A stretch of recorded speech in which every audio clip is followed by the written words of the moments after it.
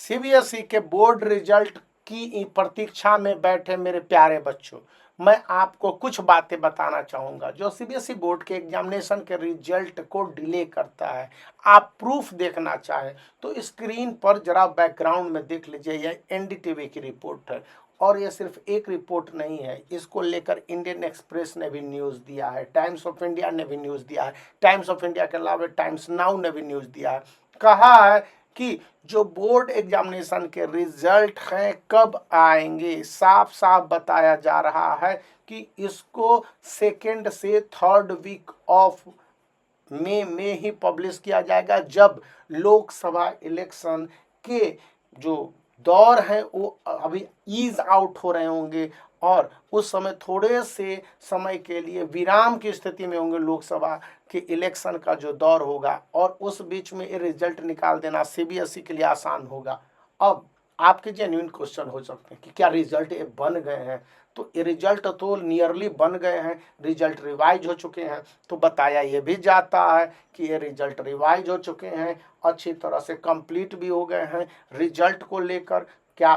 CBSE board है अपने स्तर पर निर्णय ले सकती है पब्लिश करने के लिए, तो कहा जी नहीं, सीबीएसई बोर्ड अपने स्तर पर कोई डिसीजन नहीं ले सकती है कि हम आज रिजल्ट निकाल देंगे या कल रिजल्ट निकाल देंगे। रिजल्ट को निकालने के पहले कई प्रोसेस होते हैं। पहला तो उसे मिनिस्ट्री ऑफ एजुकेशन की सहमति चाहिए होती है, दूसरा कि उसे अपने वेबसाइट को भी देखना होता है, क्योंकि एक साथ 40 लाख स्टूडेंट के रिजल्ट के पब्लिकेशन का मतलब है कि 2 करोड़ से 4 करोड़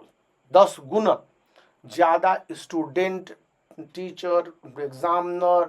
और स्कूल की कंडक्टिंग बॉडी के अलावे पेरेंट्स हैं देश विदेश से उसी सर्वर पर एक बार एक्सेस करते हैं और ऐसे में कई बार सर्वर के फेल होने की गुंजाइश होती है। गुंजाइश क्या होती है, हो जाती है, कई बार पूरा सिस्टम ठप हो जाता है। रिजल्ट देखने का प्रोसेस इतना स्लो हो जाता है कि 1 घंटे में एक स्टूडेंट रिजल्ट देख पाते हैं, क्योंकि सर्वर ही ठप हो गया होता है। तो इन सब के मद्देनज़र जो नेशनल इंफॉर्मेशन सेंटर है और सिस्टम्स हैं, जिस तरह से अन्य सारे बॉडियां जो गवर्नमेंट ऑफ इंडिया की वेबसाइट को देखते हैं, किसी तरह की हैकिंग की घटना नहीं हो और रिजल्ट को पब्लिकेशन को लेकर एआई से इस बार जो मदद ली जा रही है, मतलब कि रिजल्ट को जिस तरह से मल्टी डाइवर्स और मल्टी फंक्शनल बनाया जा रहा है, उसमें कहा जा रहा है कि इस बार के रिजल्ट 2024 के रिजल्ट को लेकर जिस तरह से प्रेजेंटेशन होने हैं डिफरेंट प्लेटफॉर्म पर, 7 से ज़्यादा ऐसे प्लेटफॉर्म हैं जहां पर एक साथ रिजल्ट पब्लिश होंगे,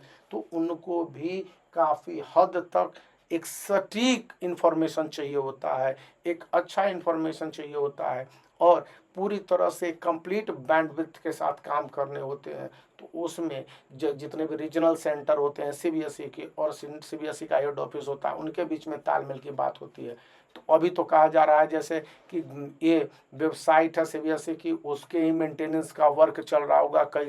कई समय देखते हैं कि रात में ये वेबसाइट हैं जो कि स्लो हो जाते हैं या वर्क करना बंद कर देते हैं। तो ये एक अनुमान बताया जाता है, एक पॉसिबिलिटीज है कि इन वेबसाइट के मेंटेनेंस के वर्क शुरू हो चुके हैं ताकि रिजल्ट देखने में परेशानी नहीं हो। और अब जाके एक बात और आती है कि क्लास 10th के रिजल्ट पहले आएंगे कि क्लास 12th के रिजल्ट पहले आएंगे। तो लास्ट ईयर का जो अनुभव है कहता है कि एक ही दिन दोनों रिजल्ट निकाल देंगे, class 10th and class 12th के भी, और ऐसा ही होना चाहिए क्योंकि लोकसभा के इलेक्शन है, 2 दिन 3 दिन आप रिजल्ट को लेकर खींच नहीं सकते हैं। अब ये डिपेंड करेगा कि रिजल्ट को लेकर किस तरह के सिचुएशन बनते हैं, क्योंकि अगर 10th या 12th का रिजल्ट निकाल दिया गया और सिस्टम पर कोई असर नहीं पड़ा, जिस तरह से उसके मेंटेनेंस वर्क के बाद देखा जाएगा, डेमो वगैरह होगा, तो उसके बाद क्लास 10th के रिजल्ट को भी उसी दिन निकाल दिया जाएगा कि एक ही दिन में पूरा काम तमाम है। इस बीच में यदि आप 2025 बैच के स्टूडेंट के लिए कोई बुक अगर रिकमेंड करना चाहते हैं तो 10 ईयर्स है,